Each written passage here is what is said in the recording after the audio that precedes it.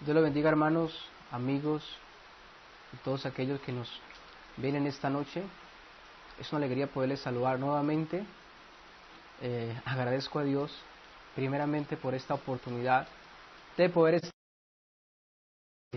dispuestos a recibir su palabra, dispuestos a seguir aprendiendo, a seguir admirando a nuestro Dios, a seguir considerando esa gracia que se nos ha mostrado a cada uno de nosotros, considerando y admirando cada vez más el amor de Dios. Hemos estado considerando el amor verdadero, y hablando de ese amor verdadero, nos muestra y cada día nos permite poder contemplar a ese Dios que es lleno de amor, el cual la Escritura manifiesta que Él es amor, y no podemos dejar de hablar del amor sin tener en cuenta principalmente a Dios, porque Él es la fuente del amor. Y si nosotros amamos, es debido a la obra y debido al amor que el Señor ha derramado en nuestros corazones. El apóstol Juan dijo en una carta: nosotros amamos a Dios porque Él nos amó primero. Así que si nosotros podemos amar hoy a Dios, es porque Él nos ha amado a nosotros. Nos ha mostrado amor dándonos a Jesucristo, llamándonos, dándonos su Espíritu Santo, llevándonos al arrepentimiento. Y por lo tanto, que esta enseñanza que estamos considerando nos permite poder visualizar ese amor tan grande de Dios, pero también el amor que también el Señor nos insta a que aprendamos y a que lo practiquemos para con los que nos rodean. Que lo practiquemos, en este caso con nuestro prójimo, para que respondamos también con ese mismo amor, amando a Dios de todo corazón, ofreciéndonos el sacrificio vivo y santo para Él. Que nuestra vida se enfoque principalmente por agradar, por exaltar a aquel que nos creó, aquel que nos amó, y podamos responder con ese amor. Y podamos decir, como dijo el apóstol Juan, nosotros le amamos a Él porque Él nos amó primero. Que respondamos de ese mismo modo también, amando y aún entregando nuestras vidas en alabanza, en adoración, en exaltación a nuestro Rey, a nuestro Creador.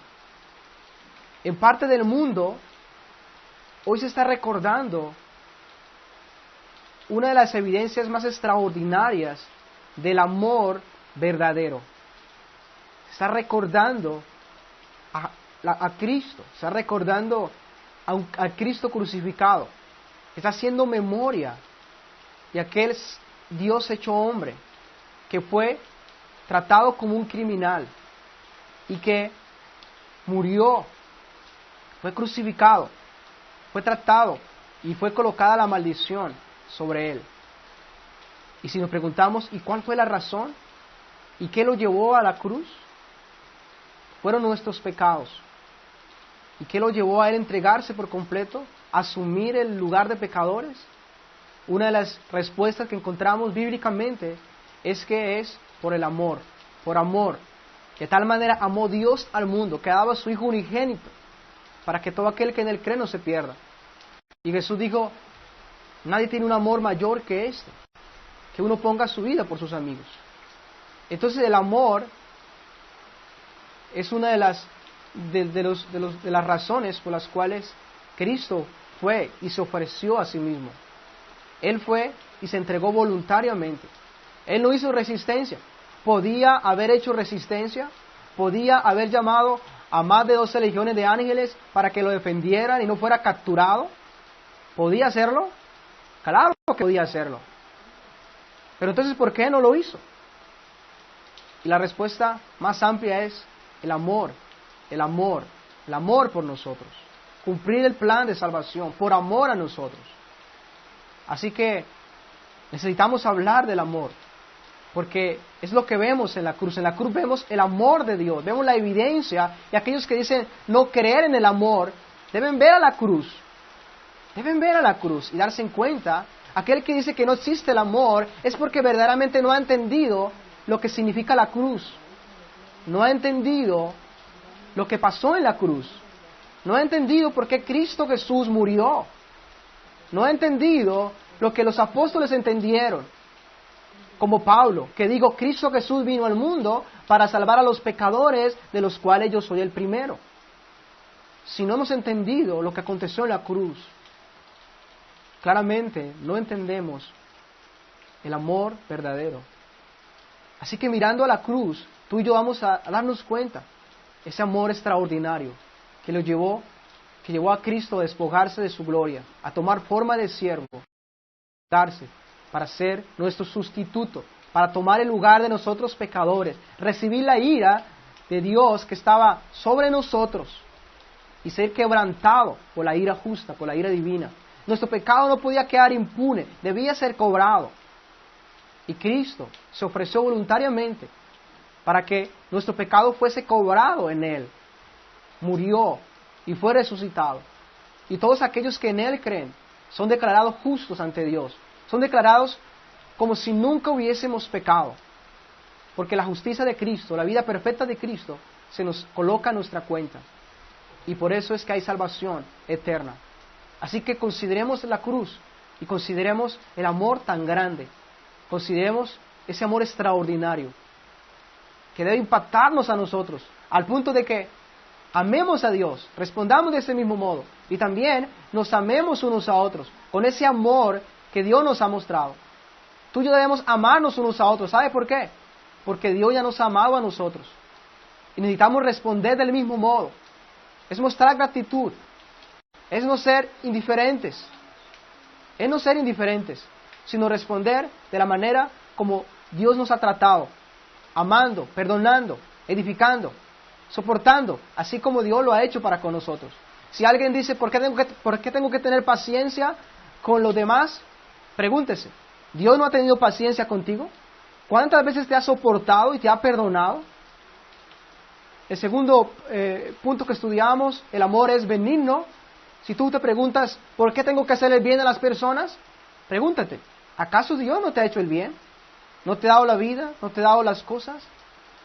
Imita a Dios, sé testimonio, ejemplo, testifica de aquello que ha recibido. Y es eso, dar ejemplo, dar testimonio, compartir, dar de lo que hemos recibido. No se nos está ordenando algo que realmente Dios no lo haya hecho con nosotros, sino ya lo hemos recibido nosotros. Así que el llamado es hacerlo también, compartirlo también, imitar a Dios, ser imitadores de Él, responder en ese amor.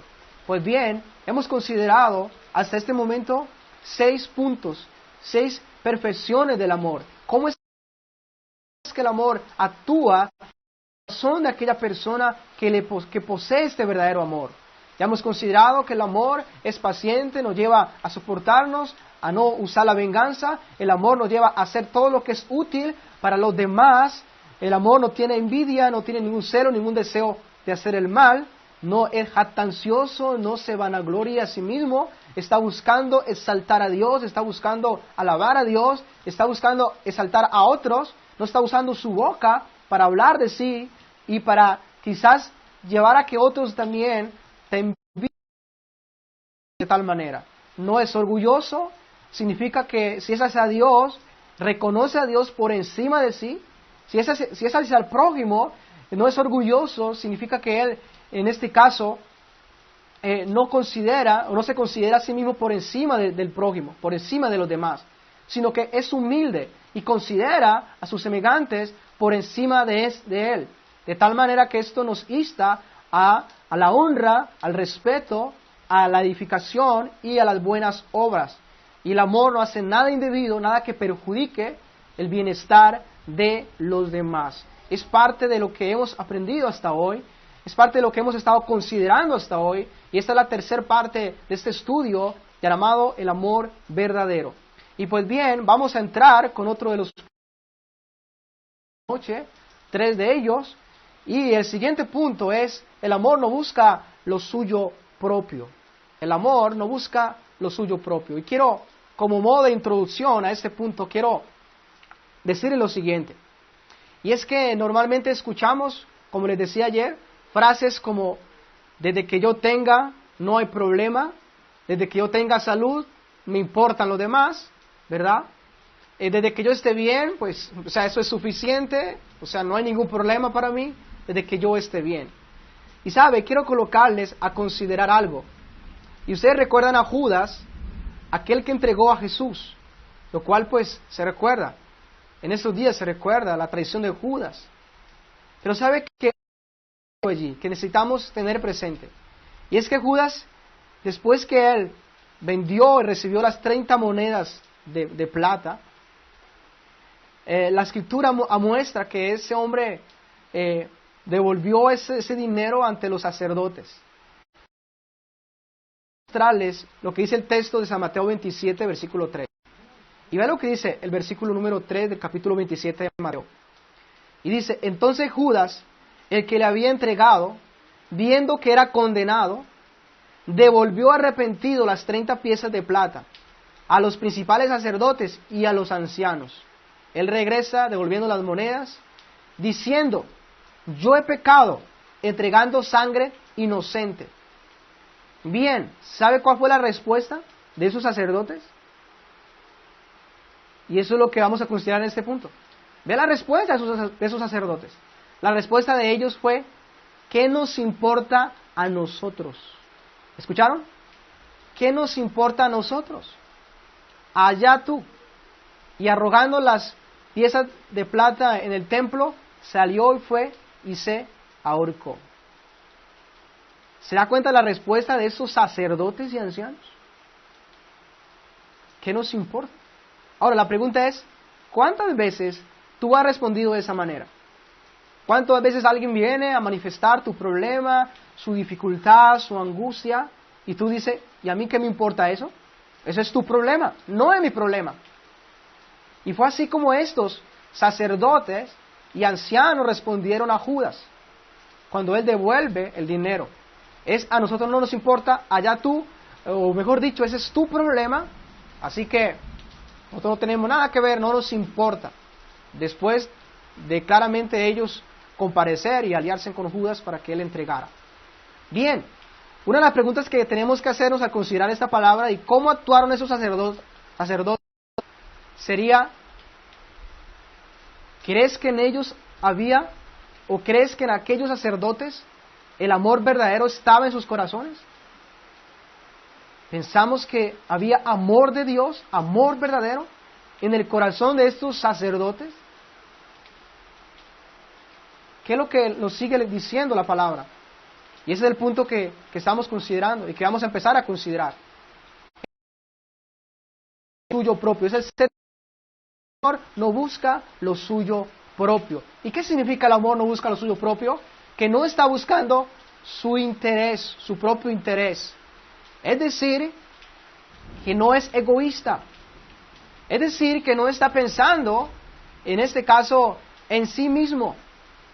Su atención principal no es consigo mismo.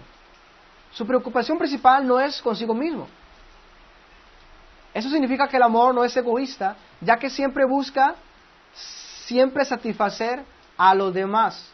Su prioridad es poner los intereses de otras personas, en este caso, por encima de su propio bienestar aún. Y quiero leerles un texto, está en 1 Corintios 10, 24, que es la carta que estamos estudiando, es la carta que estamos considerando, donde podemos darnos cuenta que la iglesia de Corinto verdaderamente le faltaba el amor verdadero.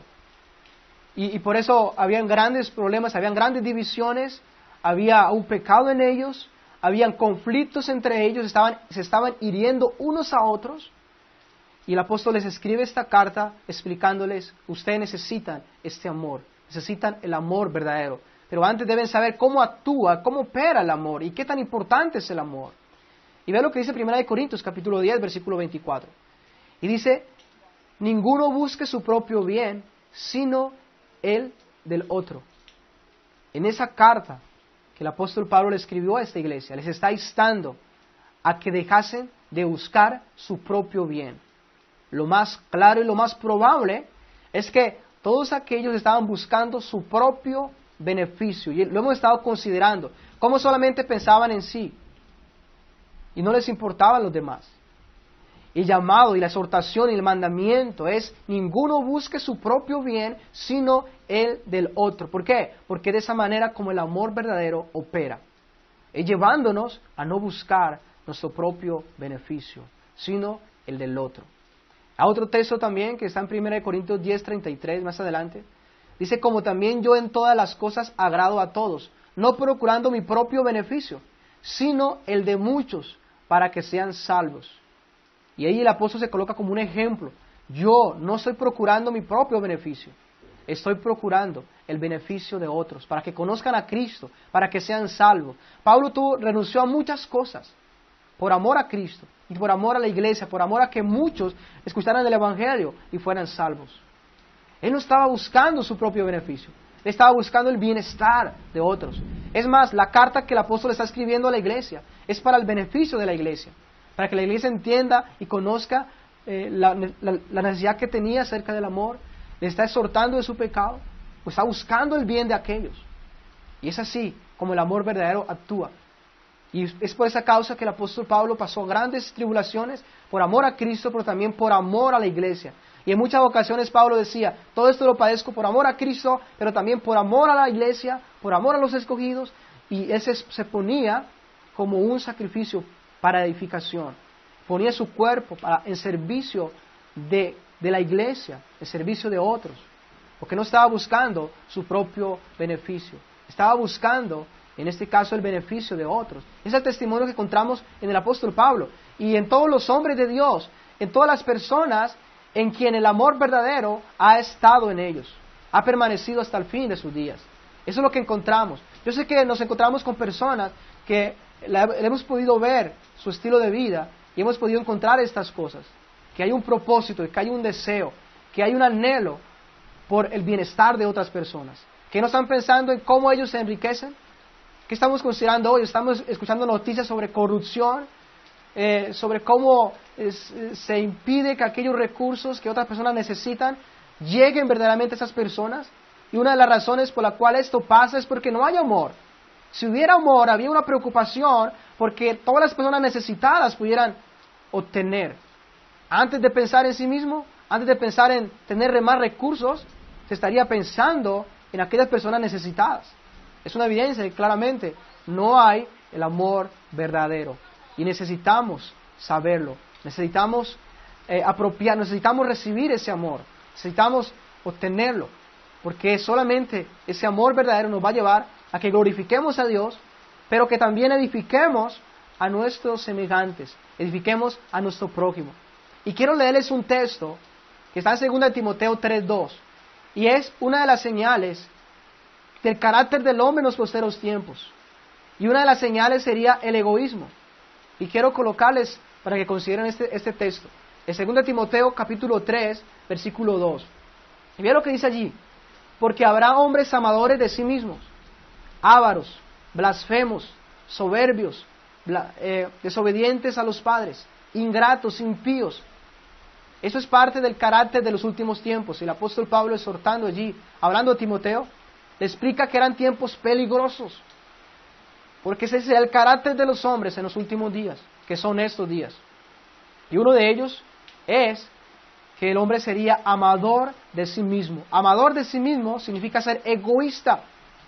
Eso significa que no se va a importar por los demás, no se va a importar por el bienestar de otros. Está solamente pensando en su bienestar, en su comodidad. No importa que los demás estén sufriendo, que los demás estén lamentando, que los demás estén en la miseria, sino que se está pensando solamente en sí.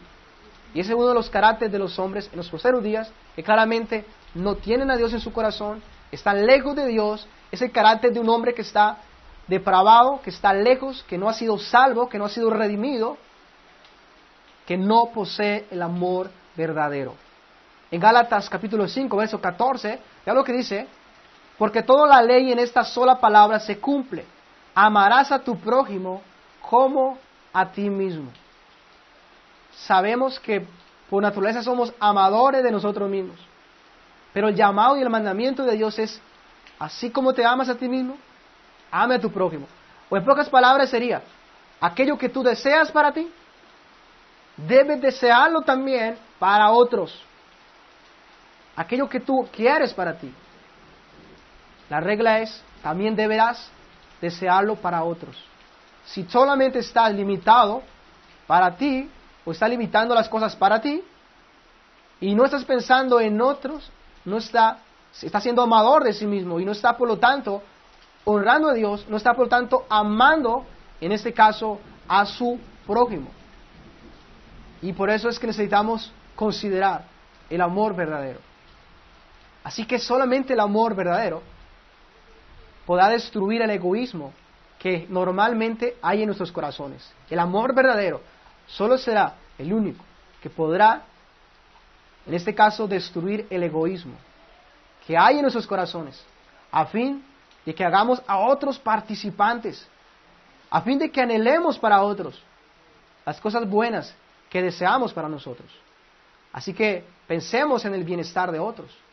El apóstol Pablo ilustró a la iglesia, y el apóstol Pablo ilustró lo que es la iglesia, lo ilustró con el cuerpo humano que tiene muchos miembros. Y quiero leerles parte de esa ilustración. Y ve lo que dice. Hablando del cuerpo, hablando de los miembros que debían estar unidos, y dice para que no haya desavenencia o división o brecha en el cuerpo, sino que los miembros todos se preocupen los unos por los otros. De manera que si un miembro padece, todos los miembros se duelen con él. Y si un miembro recibe honra, todos los miembros con él se gozan.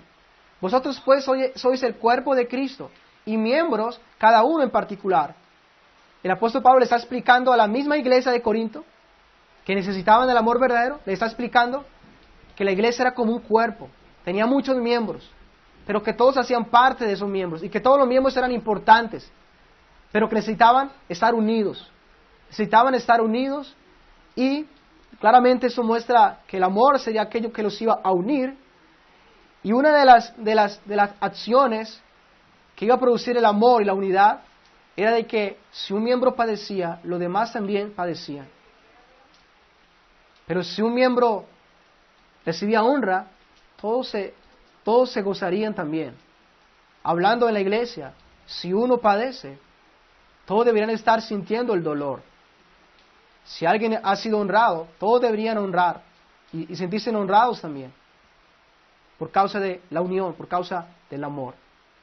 Así que si no amamos, no vamos a poder agradar a Dios, no vamos a poder honrar a Dios, no vamos a poder cumplir la voluntad de Dios, que es amar a Dios sobre todas las cosas y también amar a nuestro prójimo. Ahora, amar a Dios implica también que el egoísmo nuestro sea destruido. ¿Sabe por qué? Hay un texto en San Mateo 16, quiero leérselo, San Mateo 16, 24, y ve lo que dice este texto. Dice: entonces Jesús dijo a sus discípulos, si alguno quiere venir en pos de mí, niéguese a sí mismo y tome su cruz y sígueme. Es lo que el Señor le está diciendo a los discípulos. Si alguno quiere venir en pos de mí, me quiere seguir, debe negarse a sí mismo. Eso significa su voluntad debe rendirse a mi voluntad. Eso significa el egoísmo deberá quedar a un lado. O sea, tú no eres el más importante, ahora Cristo es el más importante, así que eres tu Señor, tu voluntad se deberá someter a la voluntad de Dios. Así que deberás bajar tu cabeza. El egoísmo claramente no podrá continuar en ti. Y llevar la cruz, padecer por Cristo, hacer su voluntad. Y quiero finalizar este punto considerándoles el ejemplo de Cristo. Ayer lo considerábamos en Filipenses capítulo 2, versículo 4. Pero vea lo que dice, después de hablarnos de la humildad, de que consideremos a los demás como superiores a nosotros mismos, dice el texto, no mirando cada uno por lo suyo propio, sino cada cual también por lo de los otros. O sea, eso no quiere decir que vamos a dejar de ver por nosotros, claro que no. Pero vamos a ver por otros también. Ahora dice, haya pues en vosotros ese sentir que hubo también en Cristo Jesús. ¿Qué sentir hubo en Cristo Jesús? Bueno, el cual siendo en forma de Dios, no estimó de ser igual a Dios. Vemos la igualdad como cosa que aferrarse, sino que se despojó a sí mismo, tomando forma de siervo, ¿verdad? Y después dice, y estando en la condición de hombre, se humilló a sí mismo, haciéndose obediente hasta la muerte, y muerte de cruz. Es decir, que el ejemplo lo tenemos en Cristo. Siendo Dios, igual a Dios, se bajó, se humilló, al punto de convertirse en un siervo, al punto de ir a la cruz y ser muerto como un criminal. Pero ¿sabe por qué causa? ¿Para un beneficio propio? ¿O para un beneficio de algunos de nosotros? ¿Verdad? Ahora, si hubiera sido para un beneficio propio, jamás se hubiese despojado de su gloria. Jamás. Pero debido a que no estaba pensando en sí mismo, sino está pensando en nosotros pecadores, en salvación para nosotros. Es por esta causa que Él se humilla al punto de encarnarse, al punto de ofrecerse como un sacrificio por nuestras rebeliones. No busca, porque el amor no busca lo suyo propio. El amor llevó a Cristo a no buscar su beneficio, sino a buscar nuestro beneficio. Y eso implicó que Él tuviese que humillarse hasta lo sumo, humillarse hasta la muerte, y muerte de cruz, que simbolizaba maldición y juicio. Fue por nosotros que Él se hizo una maldición. Fue por nosotros que Él se entregó, que Él fue a la cruz. ¿Podía evitarlo? Claro que podía evitarlo, pero no lo hizo por amor. Por amor se entregó el Salvador. Así que esto nos debe confrontar, mirar que el amor no buscará lo suyo propio. Así que si tú eres uno de aquellos que solamente piensa en ti, y quiero hacerte estas preguntas, solo piensas en tu beneficio, ignora la necesidad de los demás, la ignoras, eres como aquel sacerdote y aquel levita cuando vieron aquel hombre que estaba allí tirado, y solamente pasaron de largo, o somos como aquel samaritano que vemos a aquel hombre que está allí tirado, vamos a auxiliarlo, vamos a bajarnos de la cabalgadura y le vamos a dar el lugar que tenemos nosotros para que él pueda ser llevado al médico y allí pueda curarse. Vamos a invertir unos dólares, unos pesos para ayudar a estas personas.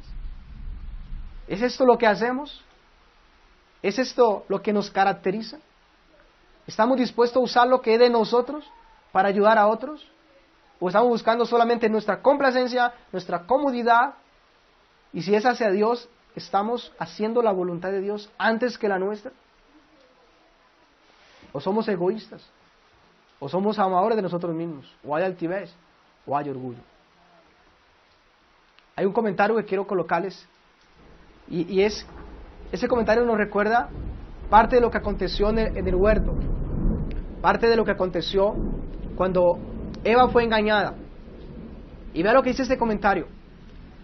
Eva fue el objeto del amor y preocupación de Adán. Así como la iglesia recibe el amor y el ministerio de Cristo. También dice el comentario, Adán voluntariamente comió del fruto prohibido. A Adán no lo engañaron, sino fue a Eva quien la engañaron. Pero Adán estaba dispuesto a convertirse en pecado con tal de quedarse con su esposa,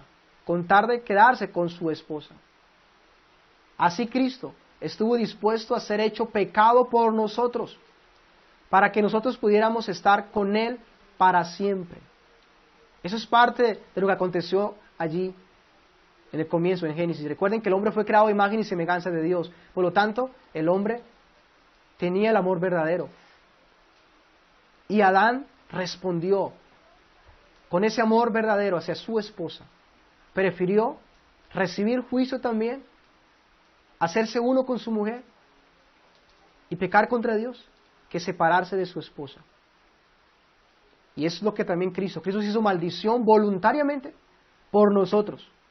Se hizo maldición voluntariamente por nosotros, para que nosotros podamos estar unidos a Él para siempre. Por eso el Señor dice, amen como Cristo amó a la iglesia. Le dice a los esposos, amen como Cristo amó a la iglesia. ¿Y qué hizo Cristo? Por la iglesia.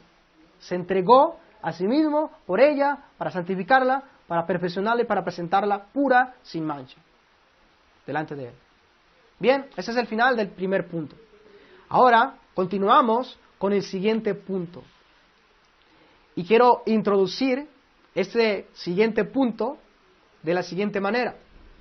Y quiero ponerles a consideración que yo sé que todos nosotros hemos enfrentado momentos donde somos afligidos, somos vituperados, se nos hace mal a nosotros o se le hace mal a otras personas, y normalmente esto nos causa un enojo, nos causa una indignación, porque desaprobamos claramente las malas acciones.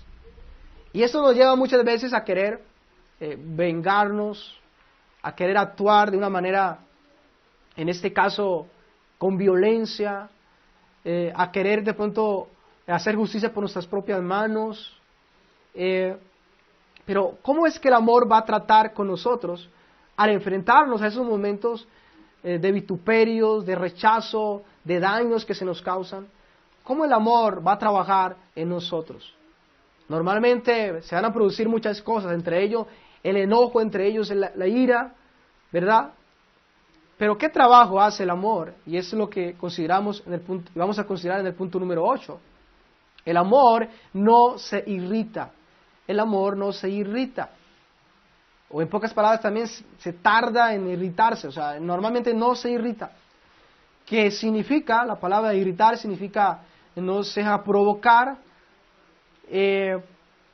También no se deja llevar fácilmente de la ira o fácilmente del enojo. Eso es parte. Describe a una persona que es propensa a la ira, una persona que se irrita, es una persona que es propensa a irarse de una manera fácil, o sea, fácilmente se puede airar. Ahora bien, la ira y el enojo pueden producirse de varias formas. Por un lado, tampoco no podemos decir que jamás podemos o jamás debemos enojarnos, pero hay dos puntos, hay dos términos para definir la ira. Y uno de esos términos, en el griego, nos muestra un sentimiento, claro, de disgusto, de enojo, pero hay otro término que es muy serio, y los he considerado como, los he colocado como una ira que es santa, o un enojo que es santo, pero un enojo o una ira que es pecaminosa. Y es bueno que podamos nosotros identificarla.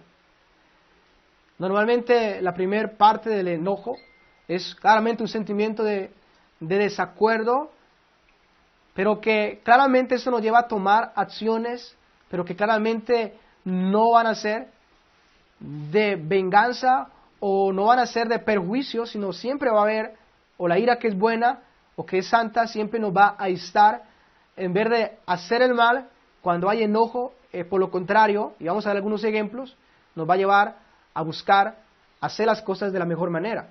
Pero hay una ira que es pecaminosa, y es porque ella nos da,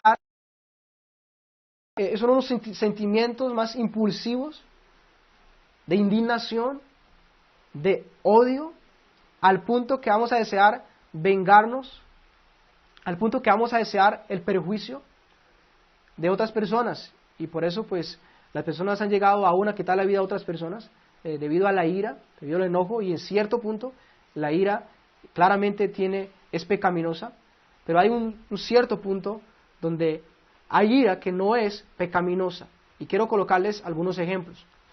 En Hechos capítulo 17, versículo 16, esa es la ira santa, que podemos llamarla así de esa manera, o la ira que no es pecaminosa. Y allí estaba el apóstol Pablo en una ciudad llamada Atenas. el apóstol Pablo estaba allí por primera vez y estaba mirando cuánta idolatría había en aquella ciudad. Y vea lo que dice el texto. Hechos 17, versículo 16. Mientras Pablo los esperaba en Atenas, estaba esperando a Timoteo y a otros, dice, su espíritu se enardecía. La palabra enardecer es la misma palabra que está ahí en Corintios que consideramos nos irrita. Su espíritu se enardecía, o se indignaba. Bueno, ¿por qué causa se indignaba? Viendo la ciudad entregada a la idolatría, ¿verdad? Y bueno, y esa indignación, ¿qué llevó a que Pablo hiciera? Bueno, en el versículo a continuación, dice que Pablo empezó a predicar.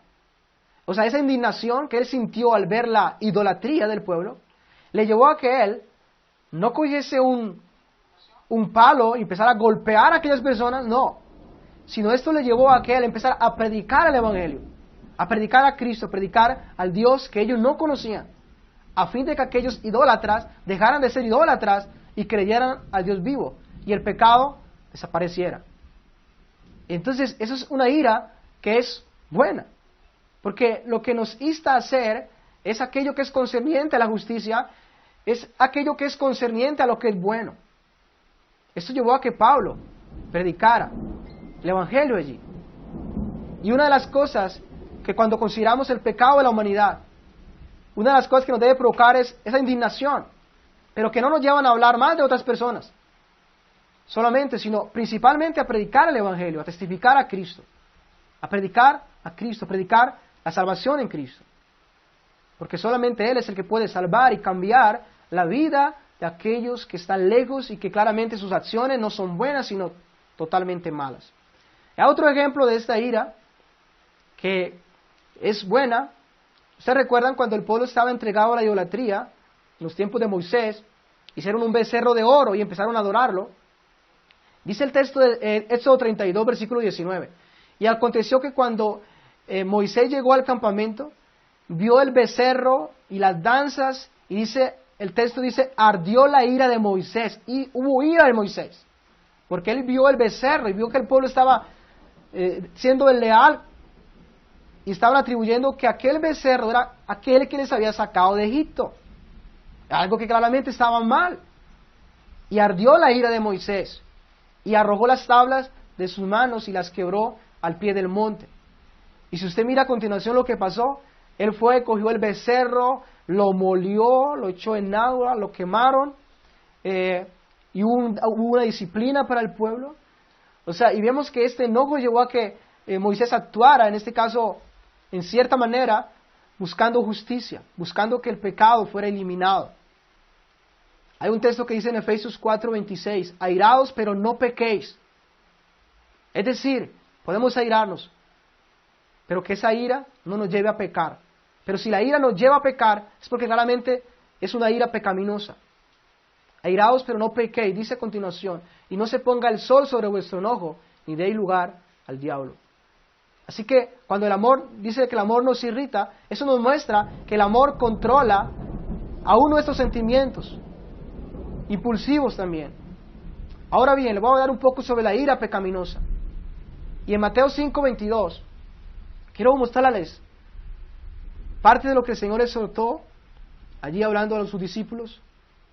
Dice, pero yo digo que cualquiera, San Mateo 5:22, pero yo digo que cualquiera que se enoje contra su hermano será culpable de juicio. Y cualquiera que diga necio a su hermano será culpable ante el concilio. Y cualquiera que le diga fatuo quedará expuesto al infierno de fuego. El enojo pecaminoso es aquel que nos llevará a usar nuestro lenguaje abusivamente, a ofender a otras personas, a insultar a otras personas, a maldecir a otras personas. Si tu enojo eso es lo que produce en ti, claramente que es un enojo perverso, pecaminoso. Es lo que el Señor estaba enseñando, que cualquier lenguaje, cualquier inspiración de rabia que le llevase a hablar cosas totalmente de maldición, era algo que claramente Dios estaba condenando. Y no sería una evidencia de que verdaderamente amaban a sus semejantes. Hay un texto que dice en primera de Juan 3:15, quiero leérselo. Todo aquel que aborrece a su hermano es homicida, odia, aborrece a su hermano. es homicida, y sabéis que ningún homicida tiene vida eterna permanente en él. La irritación o el enojo contra una persona llegará a que quebrantemos los mandamientos de Dios, aún el de no matarás, porque podemos matarlo en nuestro pensamiento, podemos desear su muerte, y claramente estamos pecando. Entonces el amor santo, el amor que, la ira que es buena en un sentido, será todo aquello que nos va a llevar a corregir lo que está mal, a buscar la eliminación del pecado, pero no la eliminación del pecador.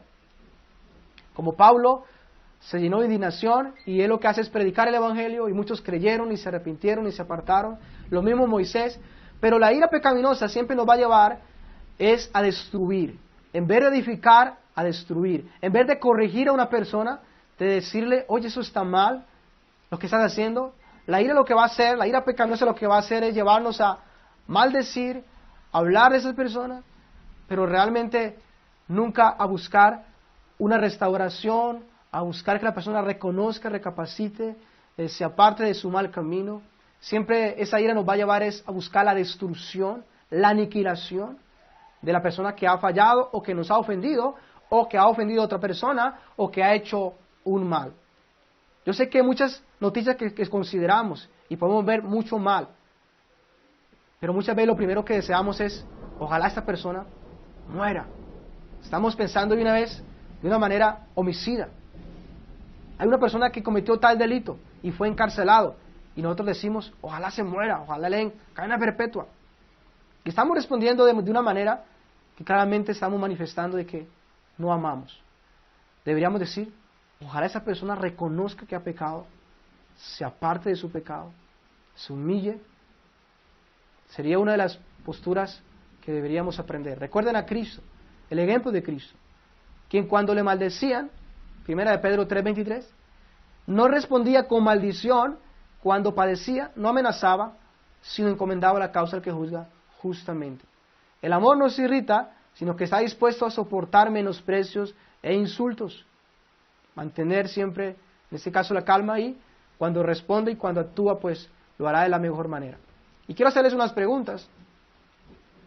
Todas las personas hemos sufrido claramente muchos daños, pero quiero que tengamos presente y nos examinemos si hemos sido homicidas, si hemos deseado la muerte para una persona, principalmente cuando hay enojo en nosotros, cuando se nos ha hecho mal. ¿Cómo respondes hacia aquella persona que te ofende, que te agrede, que te maldice? ¿Cómo respondes tú hacia esa persona? ¿También lo maldices? ¿Cuántas veces hemos usado nuestra boca para matar? Cuando estamos maldiciendo estamos matando. Estamos deseando mal, no estamos buscando el bienestar para otros. Estamos buscando la destrucción total. Entonces debemos preguntarnos. Así que el amor nos irrita. El amor nos irrita, nos deja llevar por la ira al punto de que desea la destrucción de los adversarios o de los que han hecho el daño.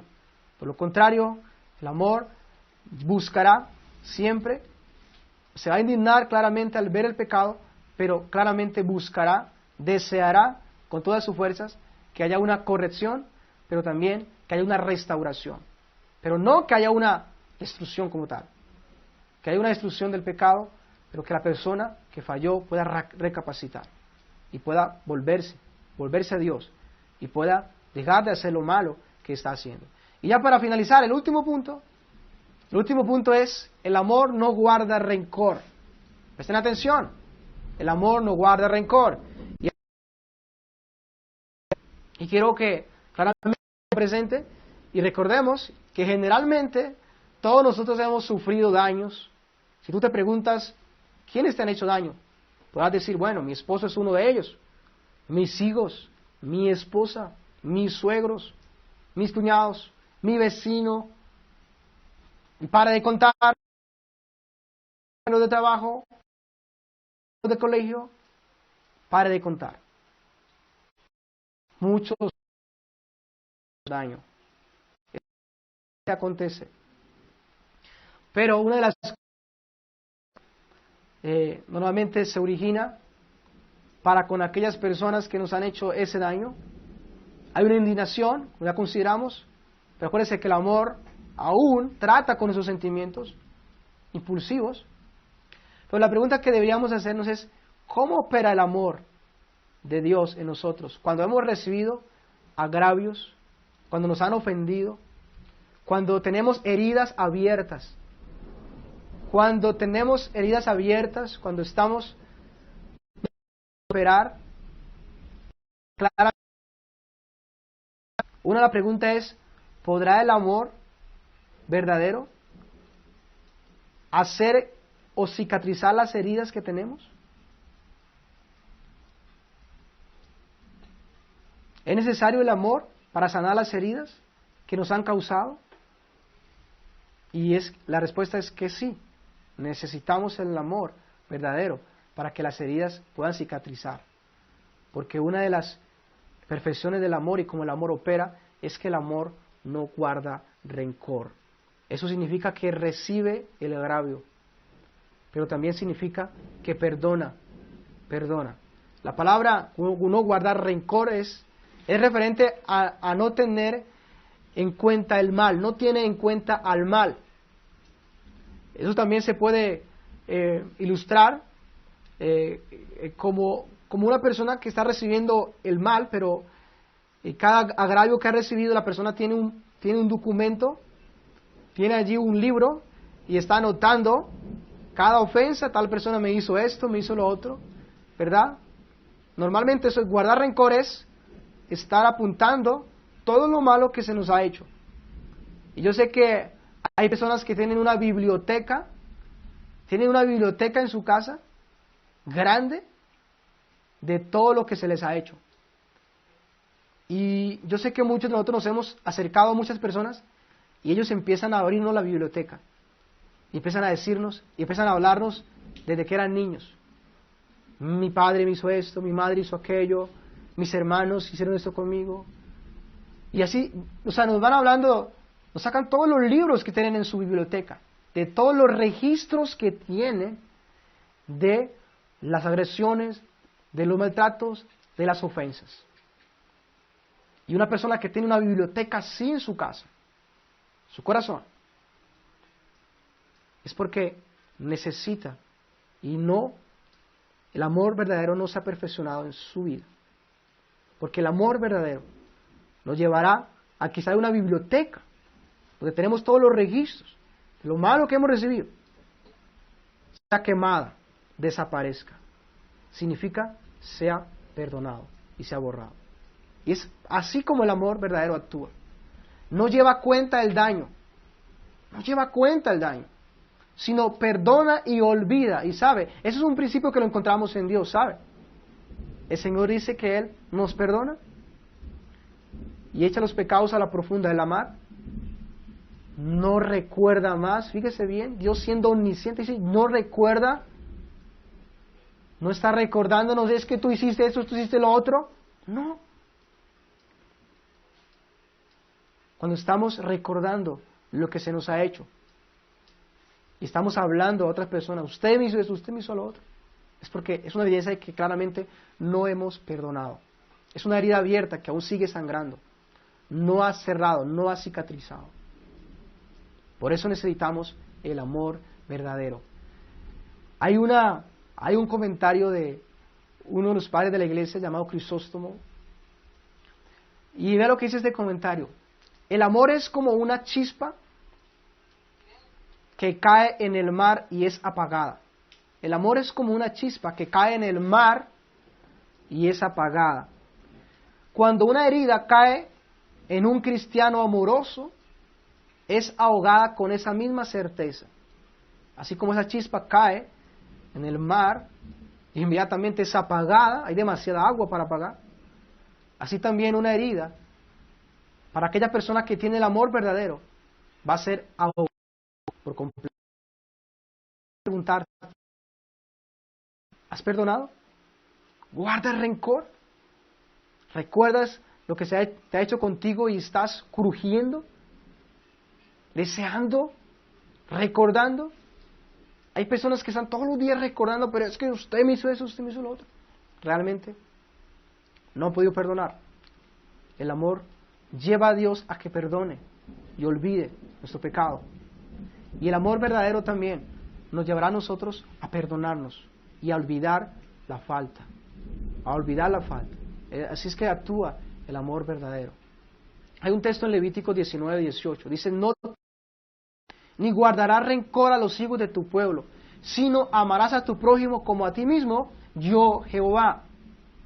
No te vengarás ni guardarás rencor a los hijos de tu pueblo, sino amarás a tu prójimo como a ti mismo. En pocas palabras, deberás amarle, y para amar a su prójimo no deberás tener rencor. Eso significa perdonar.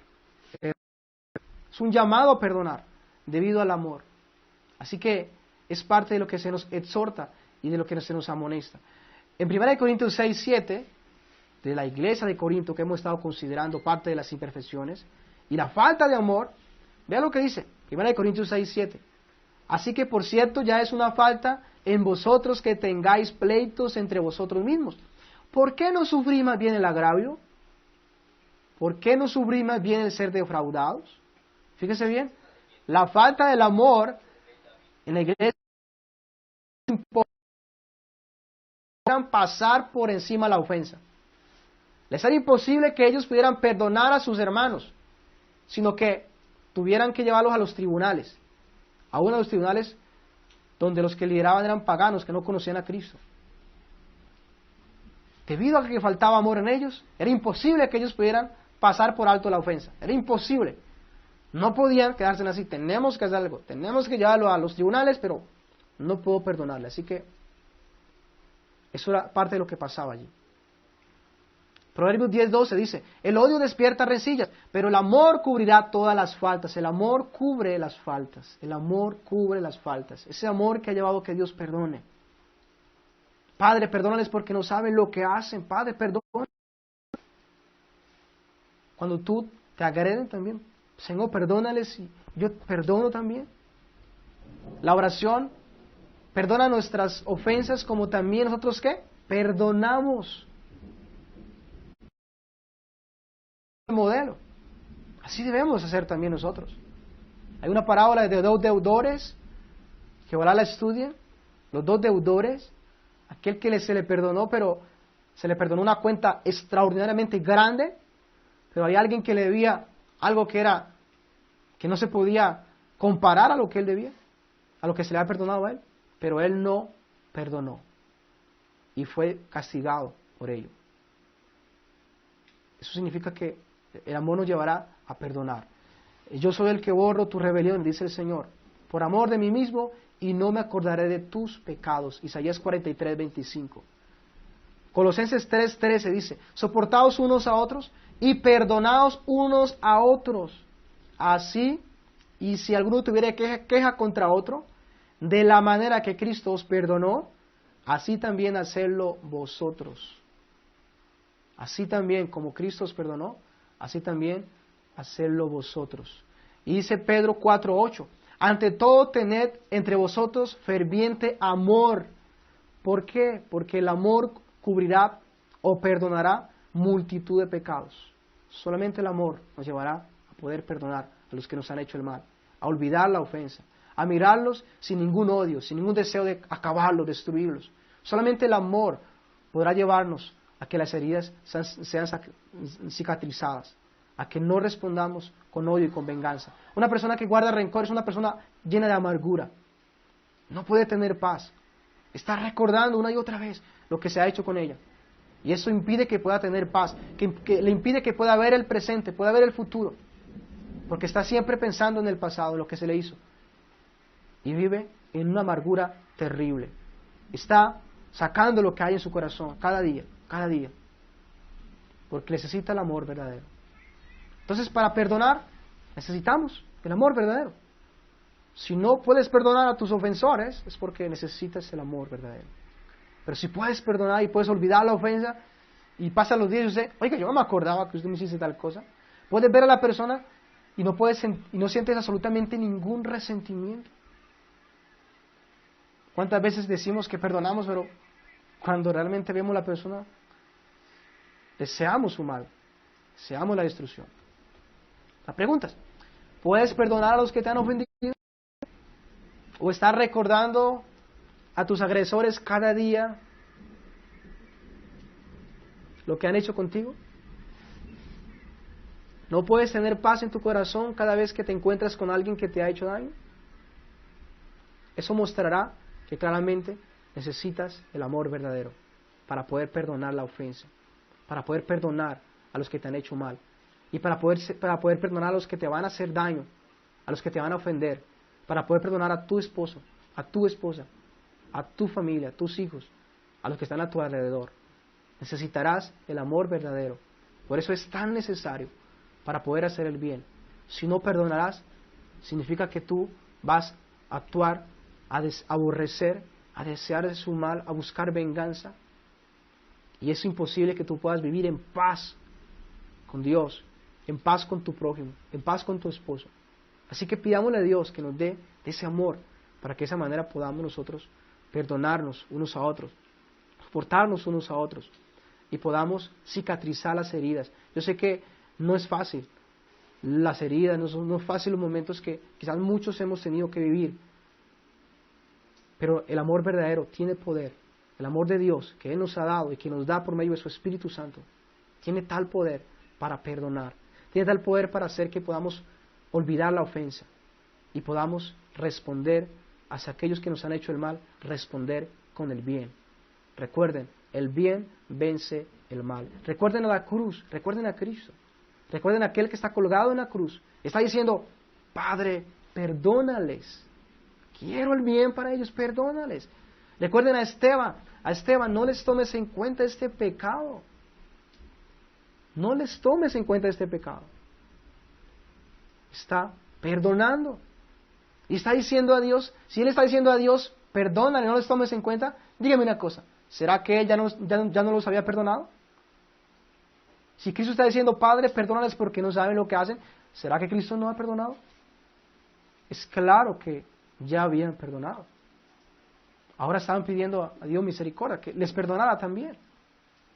Así que sigamos el ejemplo y pidámosle a Dios que nos dé de su amor. Oremos. Padre, te damos gracias en esta noche por habernos dado este momento más para estar delante de tu presencia y poder exponernos a tu palabra, que es viva y eficaz, y poder exponernos al amor verdadero, que lo conocemos en ti, Señor. No conoceríamos el amor verdadero si no se nos revelase por medio de tu palabra, si no se nos revelase por medio de las Escrituras y por medio de todo lo que has hecho para nuestra edificación y para nuestra salvación. Gracias porque por tu amor te entregaste, por amor te ofreciste, no buscando lo suyo propio, soportando los que te vituperaron. Oh Señor Dios mío, ese amor lo llevó a que por medio de su muerte, por medio de su gracia, por medio de su obra, impulsado por el amor, nos perdones, haya perdón para nosotros, que no lo merecemos. Nos dé esa gracia, el perdón es una gracia que no merecemos nosotros, que nadie merece, pero tú nos las has dado, debido a tu amor tan grande. Permita que podamos, que ese amor sea derramado en nuestros corazones por tu Espíritu Santo, y podamos amar así como tú nos has amado. Podamos no buscar lo nuestro como tú no buscaste lo suyo propio, y podamos también perdonar así como tú nos has perdonado, así como, Señor, tú nos mostraste gracia y misericordia. Tu palabra dice que tú no guardarás el enojo para siempre.